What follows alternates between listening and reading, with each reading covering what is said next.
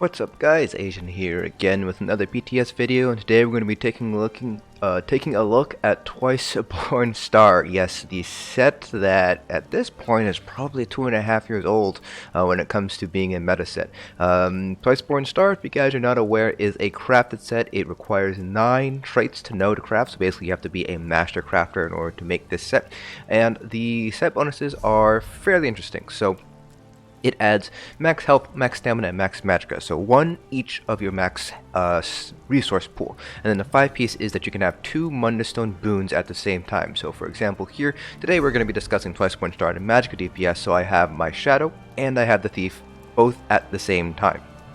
So that is TwiceBorn Star. Now TwiceBorn Star did used to actually be a meta set. It used to be the set that pretty much everybody would wear for PvE, mainly because back in those days, I think this was actually before when Tamriel was released, crit chance and crit modifiers were different, and Major Force was actually a completely different buff too. So actually stacking crit and crit chance, crit damage was actually the way to go back 2.5 years ago now, back before 1 Tamriel. Now with the changes with the Mundus Stones and the introduction of new sets, and they changed the way how Major Force operates, as well as the damage formulation, TwiceBorn Star quickly fell out of the meta once 1 Tamriel was released, and it hasn't really been kind of on the radar up until this current patch. So why is TwiceBorn Star now kind of on the radar of a lot of people?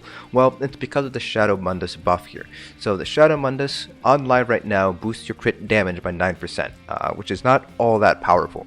However, in this particular patch, they did buff it up to 13 base chance. So if we go ahead and take a look at the Shadow, with all Divines, so I have 7 Divines armor pieces, we have a 19% additional crit damage using the Shadow.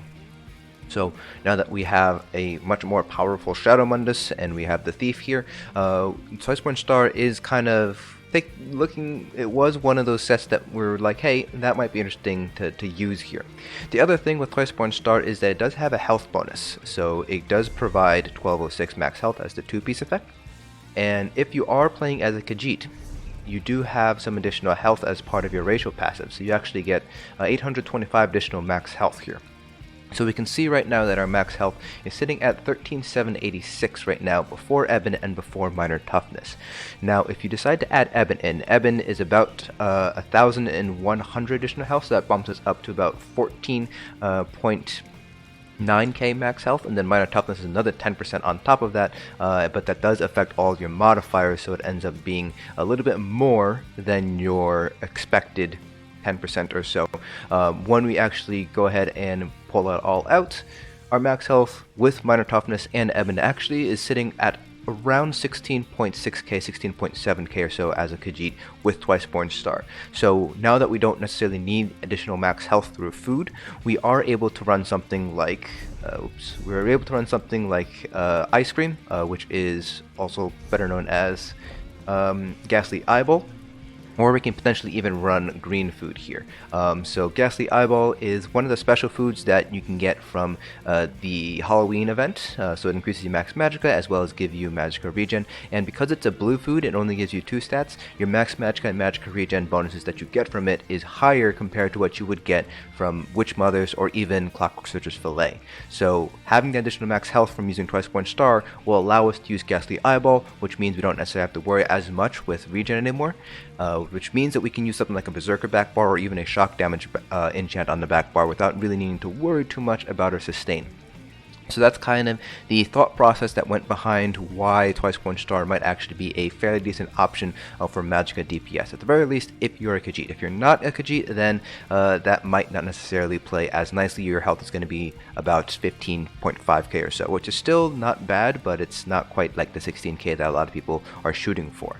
Now there is one counter argument that was brought up by somebody in the Toxic Rating Environment Discord, by Hatchet Hero, who did point out that even though TwiceBorn Star does give you that additional health, running Mother Sorrow and the Shadow Mundus at the same time will give you overall a higher crit modifier. You are sacrificing some health to do so, but if you decide to add in a health enchant on one of your large pieces, you might still be able to get to that health threshold at 16k and still run Ghastly Eyeball. So when I decided to math it all out, it did end up being that yes, your health is over 16k, I believe it was 16.4k or something like that, a little bit less than running TwiceBorn Star.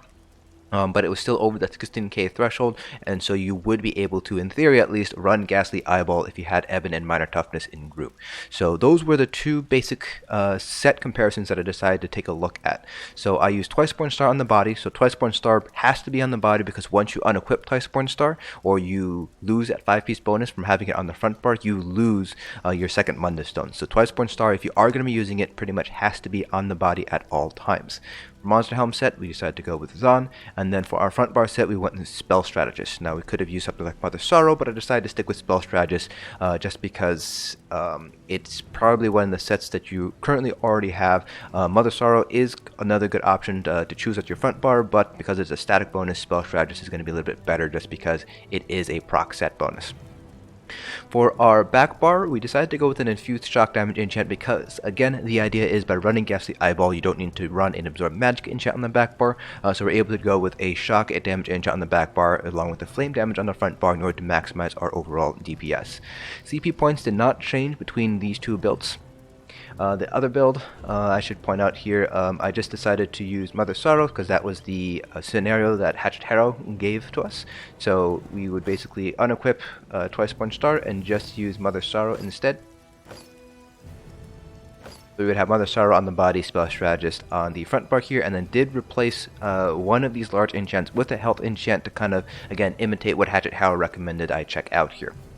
And so that was that were the two tests that I ran. Now, because we would have a shock enchant on the back bar, we did have some minor vulnerability uptime, so I decided to also correct for the minor vulnerability uptime a little bit when I finally got the numbers all set away. So let's go ahead now and swap over to our spreadsheet so we can see the numbers themselves. So here you go, here are the numbers. So on this side we have TwiceBorn Star, and then we have Minor Vulnerability after correcting for it. Then we have Mother Sorrow and Spell Strategist. Again, this is with one health enchant. And then again, we corrected for the Minor Vulnerability uptime. We have our averages down here, and then we have our standard deviations as well. So TwiceBorn Star actually did fairly decently well. So the max I managed to get with TwiceBorn Star was 49.7k, which is actually pretty high. It was higher than I was expecting. I was not actually expecting TwiceBorn Star to perform this well. We averaged out about 48.8k or so. But when we corrected for vulnerability, obviously that dropped a little bit, so we were averaging 46.6k. Now with Mother Sorrow and Spell Strategist, we averaged 49.5k. I did get a couple of very high parses. So actually the highest parse that I managed to get was a 51.1k when I was running Mother Sorrow and Spell Strategist, but I did a few more parses just to see if that was an anomaly or not, and it turned out it was an anomaly. So these were a little bit more accurate, but I did manage to hit 51k with Mother Sorrow and Spell Strategist. That was attributed basically to the luck on crits. I pretty much had almost all of my bow procs were crit on that parse there. So that's just something to keep in mind there. I did not break 50k at all with TwiceBorn Star. So with Mother Star and Spell Strategist, we pulled 49.5k on average, and then when we corrected for minor vulnerability, we pulled 47.2k. Now when we take a look at the percentage differences here, is about a 1.5% difference DPS in favor of the Mother Sorrow with the one health enchant.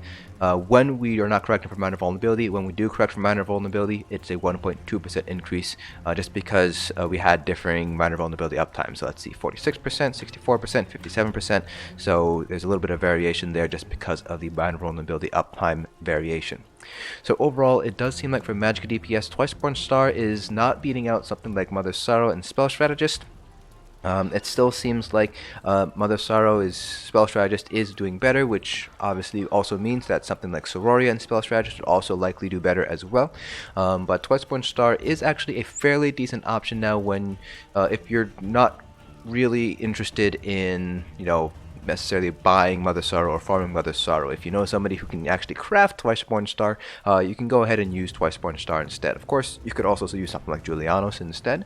But again, with the TwiceBorn Star, with that additional health bonus, you can run something like Ghastly Eyeball as a Khajiit and not have to worry about not losing that max health on your food. You have a little bit higher max Magicka compared to Witch Mothers, and you have higher Magicka regen compared to using Witch Mothers as well.